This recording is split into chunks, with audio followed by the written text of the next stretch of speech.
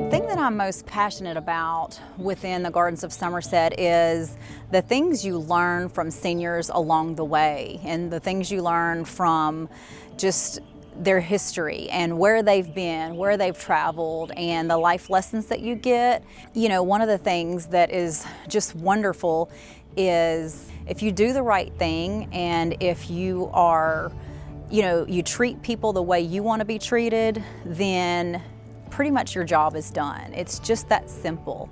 You know, we want our seniors and our residents to live better now than they've ever lived before. We want them to be able to say that and create a community to where they never want to leave.